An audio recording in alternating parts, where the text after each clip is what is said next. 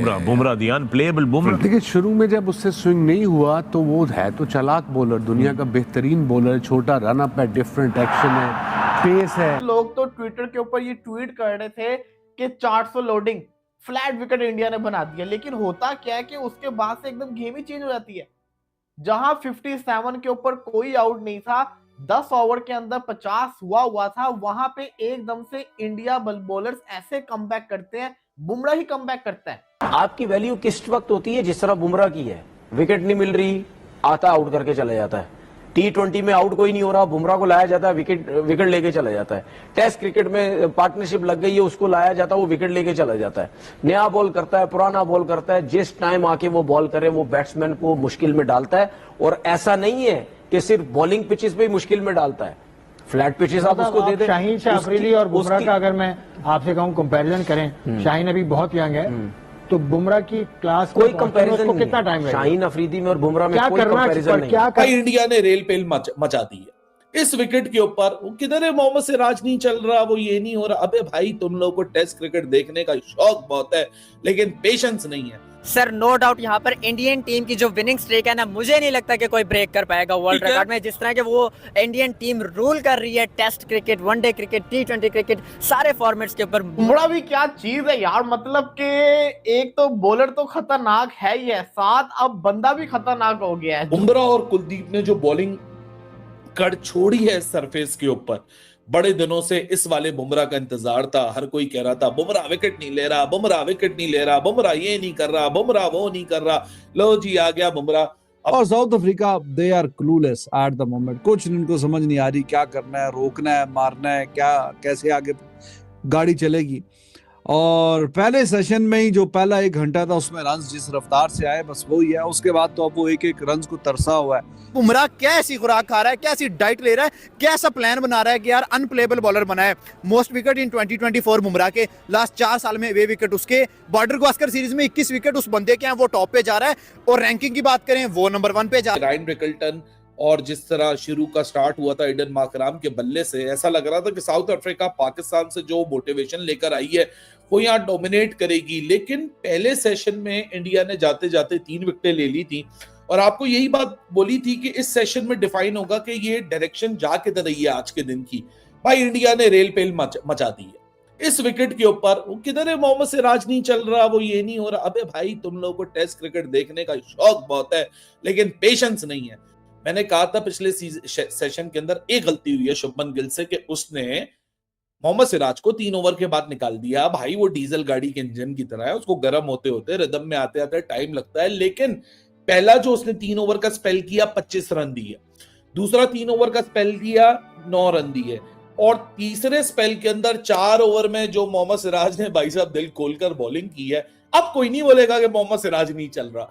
सो 5 विकेटें, 6 विकेटें, 7 विकेटें, यहां जाते जाते 8 विकेटें हो गई। और देखते ही देखते साउथ अफ्रीका बिल्कुल एक एब्सोल्युटली बैकफुट पे खड़ा हुआ है। 154 कोई स्कोर नहीं है। जो टॉस लूजिंग एडवांटेज, जो टॉस विनिंग एडवांटेज था बवूमा का, वो खो चुका है। जो टॉस लूजिंग डिसएडवांटेज था शुभमन गिल का, वो भी अब नलिफाई हो चुका है। Credit lies with Jasprit Bumrah, Kuldeep and then Siraj. Bumrah और कुलदीप ने जो बॉलिंग कड़ छोड़ी है सरफेस के ऊपर, बड़े दिनों से इस वाले बुमराह का इंतजार था। हर कोई कह रहा था बुमराह विकेट नहीं ले रहा, बुमराह विकेट नहीं ले रहा, बुमराह ये नहीं कर रहा, बुमराह वो नहीं कर रहा। लो जी आ गया बुमराह अपनी फॉर्म के अंदर, और एक ऐसी विकेट के ऊपर जहां जी ये कहा जा रहा था कि 4 स्पिनर खेल रहे हैं तो स्पिन ओरिएंटेड होगा, लेकिन स्पिन शिन तो छोड़िए, यहाँ तो रेल पेल पेसर्स ने ऐसी लगाई जैसे तो शायद साउथ अफ्रीका सोच भी ना रहा हो। क्योंकि अगर सोच रहा होता तो कगिसो रिबाडा को ऐसा नहीं होता कि वो इस स्कीम ऑफ थिंग में खिलाता नहीं इस सरफेस के ऊपर। लेकिन यार well done to Shubman Gill. इस बंदे की कैप्टनसी में, रेड बॉल कैप्टनसी में जितनी जल्दी मैच्योरिटी आती जा रही है ना, दैट इज एक्सेप्शनल। बहुत जल्दी ग्रो कर रहा है, और जिस तरह उसने अपने बॉलर्स को मैन्यूवर किया, he rightly was thinking as a batter, क्योंकि कप्तान तो है लेकिन साथ में एक बल्लेबाज भी है।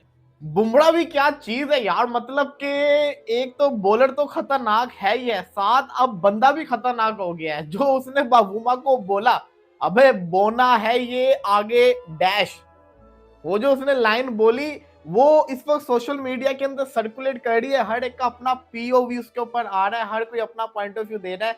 लेकिन इसके ऊपर मेरा क्या है मैं आपको आगे जाके बताऊंगा। फिलहाल साउथ अफ्रीका ऑल आउट हो गया। साउथ अफ्रीका वर्सेस इंडिया का ये पहला टेस्ट मैच कोलकाता के अंदर था। यकीन करें कि जब ये टेस्ट मैच शुरू हुआ, एडन मार्करम और रियान रिकल्टन जिस तरीके से मार लगा रहे थे, रियान रिकल्टन और एडन मार्करम तेज खेल रहे थे। 10 ओवर के अंदर साउथ अफ्रीका का 50 हो गया हुआ था। ऐसी फीलिंग आ रही थी कि साउथ अफ्रीका को बड़ा इजी विकेट मिल गया।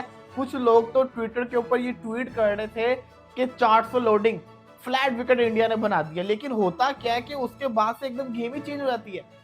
जहां 57 के ऊपर कोई आउट नहीं था, 10 ओवर के अंदर 50 हुआ था, वहां पे एकदम से इंडिया बॉलर्स ऐसे कमबैक करते हैं। बुमराह ही कमबैक करता है, बुमराह ही कमबैक करता है। और बुमराह क्या करता है, Bumrah Aiden Markram Ryan Rickelton को आउट करता है, उसके बाद कुलदीप यादव आता है वो आउट करता है, एकदम से विकेटें गिरती हैं। और हुआ क्या कि साउथ अफ्रीका जो कि एक अच्छा खासा स्टार्ट उनको मिला, उसके बावजूद साउथ अफ्रीका के साथ क्या हुआ, साउथ अफ्रीका ऑल आउट हो गया 159 के ऊपर। बुमराह ने लिए 5 एक और 5 मिल गया बुमराह को। तो यहाँ पे बुमराह की तो तारीफ बनती है, बॉलर तो इसमें कोई शक नहीं है, बहुत बड़ा बॉलर है। और हम देख रहे हैं कि वो मैचेस भी सारे लगातार खेल रहा है, तो उसकी जो कहता है ना बॉलिंग की खासियत में कोई जो कहता है ना कमी नहीं है। लेकिन जो उसने बाबूमा को बोला, हम सबको पता है कि बाबूमा जो है ना वो शॉर्ट हाइट प्लेयर है। होता क्या है कि एलबीडब्ल्यू अपील होती है, बुमराह अपील करते हैं, बाबूमा जो होते हैं ना वो बच जाते हैं। तो ऋषभ पंत पीछे से खड़े होते हैं, तो ऋषभ पंत को कहते हैं अबे बोना भी तो है।